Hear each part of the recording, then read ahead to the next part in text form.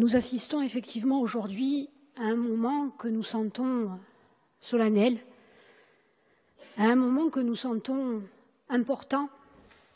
En tout cas, nous devrons savoir lui donner, dans la durée, l'importance qu'il semble revêtir pour tous, car pas un seul des intervenants pour le moment n'a dénoté de cette solennité, de cette nécessité d'agir. Alors, nous sommes réunis aujourd'hui autour d'un cas, finalement, qui en appelle deux autres, et qui sont devenus emblématiques de la vengeance d'État, d'un acharnement où le droit, et ça a été rappelé, est devenu un artifice, où le droit est devenu l'arme de l'injustice, où le droit a été manipulé, puisque si on regardait le droit et qu'on n'appliquait strictement que le droit, nous n'en serions pas là, et pas là aujourd'hui. Il a été aussi évoqué les souffrances, de part et d'autre. Il a été également rappelé que les droits de l'homme étaient aujourd'hui foulés aux pieds. La situation de Pierre Alessandri, demain d'Alain Ferrandi, après-demain d'Yvan Colonna, est le symbole d'un acharnement éminemment politique, où l'État, comme il sait le faire depuis de nombreuses années, dans le cas des prisonniers politiques, se cache derrière les artifices, des fichages systématiques, des détentions abusives, des rapprochements et des conditionnels systématiquement refusés, où l'État valide le statut de prisonnier politique en parole, qu'il nie en parole et qu'il valide en acte. Il y a aujourd'hui des prisonniers politiques. Et il y a aujourd'hui une vengeance d'État. Alors, la résolution que nous allons adopter aujourd'hui, elle doit aussi dire, à mon sens, tout le droit. Ces hommes ont droit aujourd'hui, au-delà d'un rapprochement, à être libérés. Et cela se doit, à mon sens, dans le sens de l'application, si nous le voulons, du droit réel, se doit d'être précisé. On ne peut se contenter de demander, même si c'est important, mais on ne peut se contenter de demander ici strictement le rapprochement, puisque nous serions en deçà du droit. Et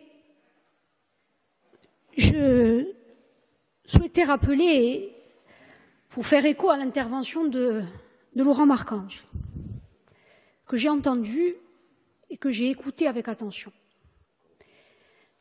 Il a rappelé le sens de l'histoire. Il l'a dit avec ses mots, de son côté, du côté d'où il vient, où il est, avec la famille politique qui est la sienne. Oui, nous devrions être dans le sens de l'histoire. Après 5 décennies de conflits, après une décision en 2014 qui s'acheminait vers la paix, qui avait la volonté de paix et qui laissait la place à l'exercice démocratique, s'exprimait dans les urnes également la volonté des Corses. Et méthodiquement, ces dernières années, l'État a continué méthodiquement, tranquillement, à rester dans le déni, de démocratie et nous l'entendons souvent. Et méthodiquement, encore jusqu'à aujourd'hui, nous tentons de tracer les chemins de la paix. Or, la paix, elle ne peut se décréter. La paix, elle est impossible si, en l'état de décision que personne ne comprend, que tout le monde réprouve et considère comme des injustices suprêmes, se poursuivent.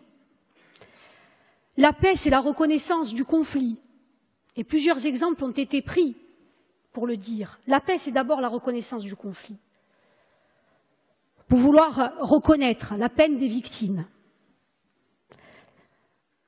Rappeler pour les familles des prisonniers et pour les associations qui sont là les milliers de kilomètres pour quelques heures de parloir.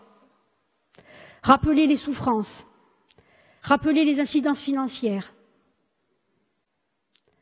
S'il n'y a pas de reconnaissance, et de notre côté reconnaître les douleurs, s'il n'y a pas de reconnaissance, il ne peut y avoir de paix. Pour l'heure, nous n'y sommes pas. Et il nous faudra aujourd'hui que, ensemble, et les nationalistes que nous sommes, je m'adresse ici plus spécifiquement à notre famille, même si aujourd'hui le débat la dépasse, et c'est tant mieux, et nous en sommes heureux. Il faudra qu'ensemble, nous sachions dire quand les droits des nôtres sont niés, qu'ils doivent être reconnus. Et finalement, au-delà de cette délibération, au-delà de cette résolution, il faudra que nous sachions comment nous nous mobilisons. Comment? Aujourd'hui, et après cela, une fois que nous aurons voté ce soir, qu'allons-nous faire? Allons-nous continuer à accepter? Comment allons-nous la porter, cette résolution? Comment allons-nous nous mettre en ordre de marche? Comment allons-nous nous mobiliser? Comment allons-nous nous faire entendre? Ou allons-nous attendre que ces hommes vivent la perpétuité?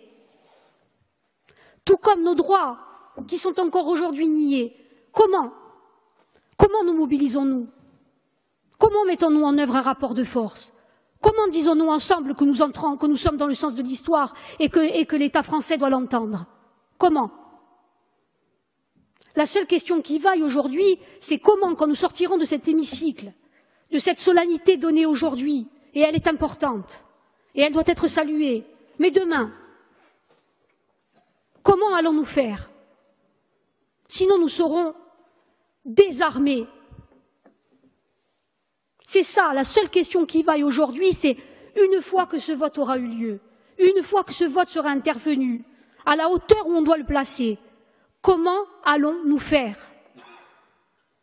Allora per questo, per un momento non abbiamo mica vinto, e siamo lontani da aver vinto, siamo negati sempre nei nostri diritti, e in voce di un popolo che si è esprimato attraverso la democrazia che noi chiamiamo. E se non vogliamo costruire la pace, c'è da voler di noi riconoscere il conflitto, c'è da voler sapere porre a via di pace. Noi a volemo può essere un qui più, ma perché la ci sia pace, perché i nostri potessero voltare in casa soia, vicino ai suoi, come un diritto a vole, per la giustizia. Al di là di questo emiciclo stasera, c'è da voler mobilizzarsi senza più faltà e essere all'altezza di ciò che i corsi aspettano, di ciò che i nostri hanno bisogno, da che le voltessino accanto ai suoi. E allora c'è da voler, mi pare, resistere, perché la ragione di Stato, sennò, sarà sempre di più forte.